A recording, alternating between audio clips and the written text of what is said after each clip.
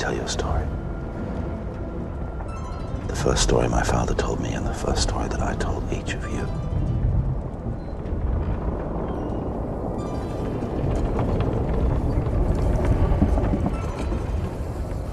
In the beginning, there was nothing. But wait, what the fuck does that mean?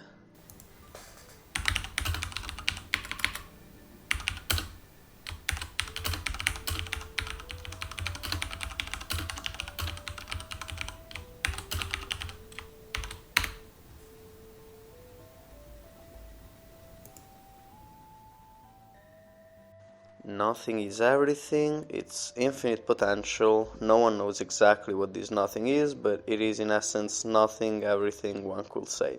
We can term it in a manner that seems paradoxical and abstract, but we can never truly wholly know it exactly. It may be hard to swallow, but everything and nothing are essentially one and the same thing, whatever the thing exactly is, so it is simply isness, the one true essence, infinite and absolute. These are all of course terms we use, blah blah blah blah blah. Alright, Bosatsu, master servant of being and truth, not mystic, anti-guru, guru. Enjoy the unity of opposites much? Let's just say it like this. In the beginning, everything was one thing. This one thing could be either called everything or nothing or God, but the point is, everything eventually got bored and decided to split into multiple things. How do I know this? Well, I'm the one talking and you are the one listening, aren't you?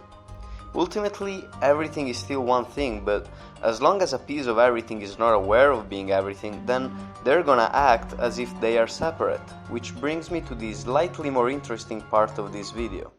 Game theory is the process of modeling the strategic interaction between two or more players in a situation containing set rules and outcomes. As long as the wall of reality is united as one, then it remains stable, meaning the set rules and outcomes do not change. But when the game is more than one designer, then creative differences and self-interests arise, meaning the rules are constantly changing as those two or more gods slowly stabilize the rule set through eternity. If the finalized, stable rule set is the perfect one, then we got a Nash Equilibrium. All the gods got as close to what they wanted as they possibly could. But it's never that easy when there's more than one god, and that usually means conflict of interests and other differences between the gods lead to irreconcilable rule sets. That, in game theory, is called the prisoner's dilemma, when an equilibrium is reached but it's not the optimal one.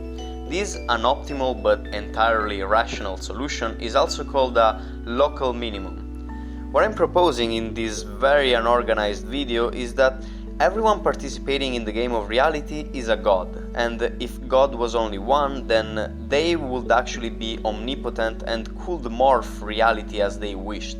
But as it is right now, your desires have to end when someone else's begin, so the fact that you can't do everything you want instantly is proof enough against solipsism.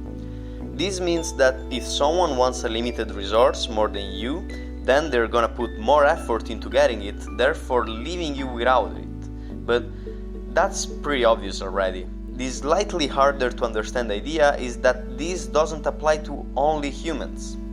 Maybe you're familiar with panpsychism or hylozoism or some other ism that basically says there's no difference between alive and not alive things. Well, who would have guessed it? All those philosophers were right. So if you're a god, then a rock is a god too, but it doesn't have many tools to accomplish its goals. At least it doesn't have as many tools as you do. What I'm trying to say is gravity may as well exist because of the desire of matter to clump together, just in the same way that cities exist because of the desire of humans to clump together. Also, if I make this video any longer, I'm just gonna repeat myself, so God is all-powerful, but He split into an infinite amount of gods that have different desires just so reality would be interesting. The tension created by the interaction of this infinite multiplicity of gods is what gives rise to reality, but eventually the Nash Equilibrium of everyone's desires will be reached, probably resulting in God waking up from this crazy-ass dream he's having.